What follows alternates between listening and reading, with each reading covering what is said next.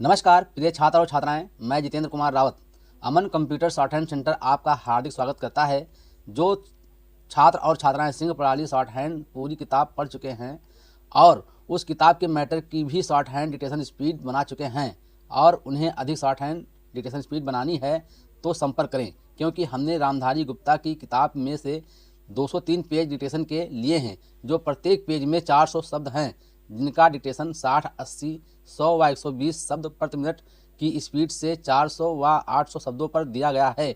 जो छात्र व छात्राएं विधिवत रूप से इन मैटरों का होमवर्क करके व्हाट्सएप पर चेक करा के अपनी शॉर्ट हैंड डिक्टेशन स्पीड बढ़ाना चाहते हैं या आउटलाइन प्राप्त करना चाहते हैं या शॉर्ट हैंड पढ़ना चाहते हैं तो संपर्क करें। मोबाइल नंबर 91 98 94 39 41, दूसरा है 700 790 52 75। अतः संपूर्ण पढ़ाई व्हाट्सएप पर वीडियो के माध्यम से कराया जाएगा। धन्यवाद।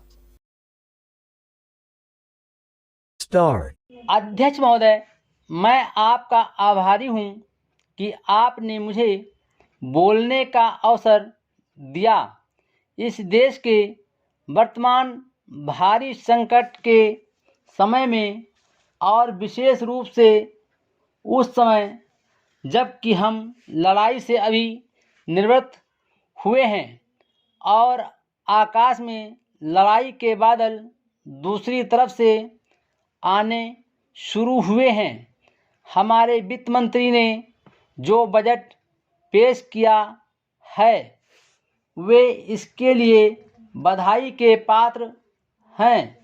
यद्यपि भिन्न भिन्न पहलुओं को लेकर आलोचनाएं की गई हैं, लेकिन यदि उनकी कठिनाइयों को भी देखा होता कि राष्ट्र को किन किन संकटों का सामना करना पड़ रहा है, इस बात पर भी अगर मेरे से पहले बोलने वाले वक्ताओं ने विचार किया होता तो मेरा विश्वास है कि उनकी आलोचनाओं का आधार कुछ दूसरा होता। उन्होंने ऐसे कठिन अवसर पर यह एक संतुलित बजट पेश किया है, उसके लिए मैं उन्हें बार बार बधाई देता हूँ। लेकिन साथ ही साथ मैं अपना यह कर्तव्य समझता हूँ कि कुछ ऐसे विचार भी उनके सामने प्रस्तुत करूँ जिससे उनकी कठिनाइयाँ कुछ हल हो जाएं।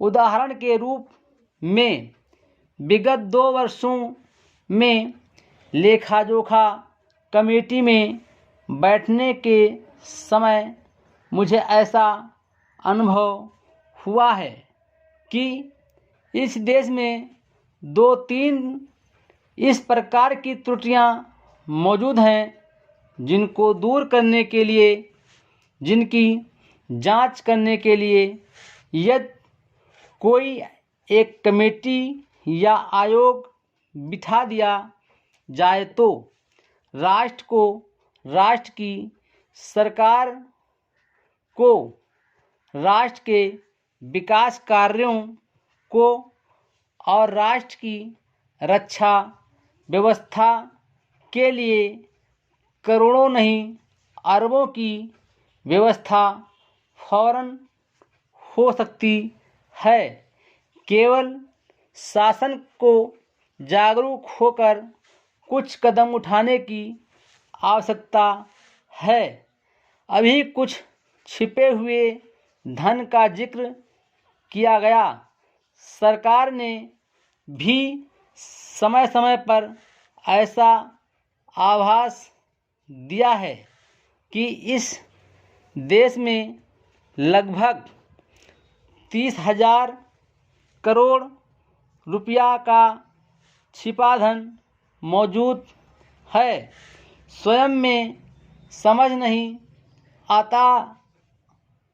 पाता हूँ कि जब सरकार ऐसा अनुभव करती है तो इसकी व्यवस्था करने में उसको दिक्कत क्या आ रही है। ऐसा मालूम होता है कि कहीं इच्छा शक्ति की कमी है। भारत की इस सरकार ने अपनी शक्ति का ठीक से उपयोग करके उस दुश्मन के दांत खट्टे किए जिसके की ऊपर विश्वास की शक्तिशाली और इंग्लैंड जैसी शक्तियों का अटूट सहारा था और जिसको कि उन्होंने हमारे विरुद्ध उकसाकर खड़ा किया था और अपना पूर्ण सहयोग दिया था। अध्यक्ष महोदय, मानव संसाधन विकास मंत्रालय की मांगों के संबंध में बोलने के लिए मैं खड़ा हुआ हूँ। शिक्षा की पद्धति के बारे में, उसमें परिवर्तन लाने के बारे में, इस क्षेत्र में हमें जो असफलता हाथ लगी है उसके बारे में अभी मेरे मित्र ने बहुत कुछ कहा है। दुर्भाग्य की बात यह है कि देश में सभी लोग यह मानते हैं कि शिक्षा में प्रगति नहीं हुई है। शिक्षा पद्धति में आमूल-चूल परिवर्तन नहीं हुए हैं, लेकिन फिर भी इस दिशा में कुछ किया नहीं जाता है। ऐसा प्रतीत होता है कि इस विषय में कुछ भी करने की स्थिति में हम नहीं रहे हैं। स्थिति ज्यों की त्यों चली आ रही है। इतना होने पर भी शिक्षा की मद पर होने वाला जो खर्च है और जो उसके लिए धनराशि आवंटित की गई है वो भी बहुत थोड़ी है।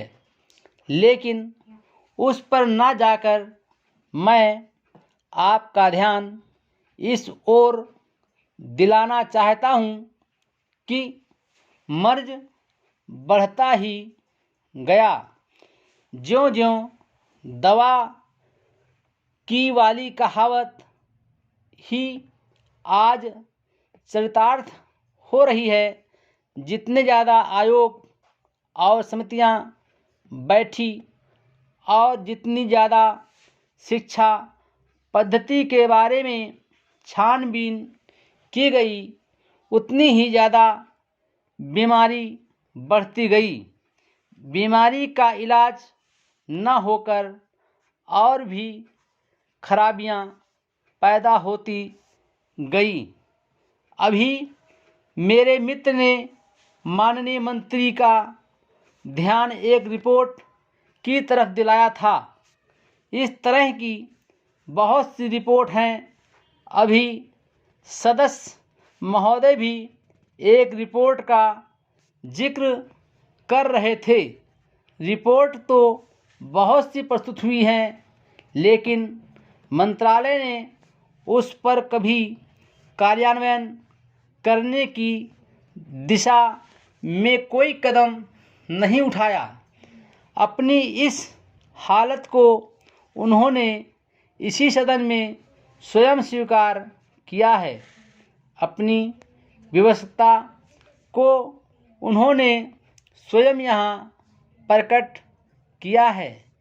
इस विषय पर और अधिक न कहकर मैं आज के दिन मानव संसाधन विकास मंत्रालय का ध्यान दो विशेष विषयों की तरफ दिलाना चाहता हूँ। पहली बात तो मैं हिंदी के बारे में कहना चाहता हूँ। मंत्रालय का काम हिंदी का प्रसार और प्रचार करना है। हिंदी हमारे देश की राष्ट्रभाषा है।